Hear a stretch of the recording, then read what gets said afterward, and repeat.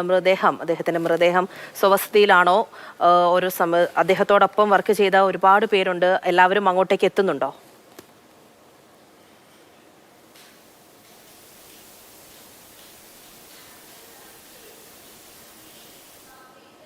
മൃഗപ്പള്ളിയിലെ വീട്ടിലെത്തിച്ചു. അതിനുശേഷം ചെറിയ പ്രാർത്ഥനാ ചടങ്ങുകൾ ഉണ്ടായിരുന്നു.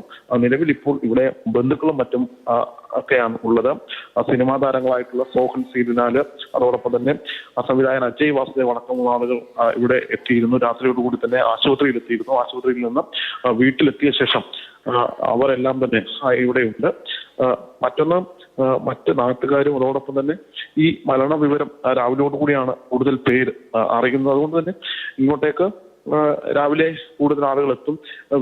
വീട്ടിൽ നിന്ന് 9 മണിക്ക് മൃതദേഹം പൊതുദർശനത്തിനായി കൊണ്ടുപോകും. പൊതുദർശനത്തിനായിട്ട് പ്രത്യേകമായിട്ട് ക്രമീകരിച്ചിരിക്കുന്ന ഇടമുണ്ട്. അങ്ങോട്ടേക്ക് മൃതദേഹം കൊണ്ടുപോകും. അതായത് രാവിലെ 9 മുതൽ 12 വരെ കൊച്ചിൻ സർവീസ് സഹകരണ ഹാൾ മണപ്പാട്ടിപ്പറമ്പ്, അത് കലൂരാണ്. കലൂരിലെ ആ മണപ്പാട്ടിപ്പറമ്പിലാണ് പൊതുദർശനം ഒരുക്കിയിരിക്കുന്നത്.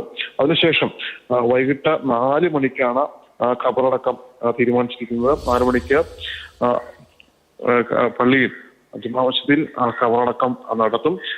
ഈ പൊതുദർശനം 12 മണിക്ക് ശേഷം പിന്നീട് വീട്ടിലേക്ക് കൊണ്ടുവന്ന് മറ്റ് ചടങ്ങുകൾ, മതാചാര പ്രകാരമുള്ള മറ്റ് ചടങ്ങുകളുണ്ട്. ആ ചടങ്ങുകളൊക്കെ പൂർത്തീകരിച്ച് പള്ളിയിലേക്ക് മൃതദേഹം എത്തിച്ച് ആണ് സംസ്കാരം കൂടെയുള്ള കാര്യങ്ങൾ നടത്തുക.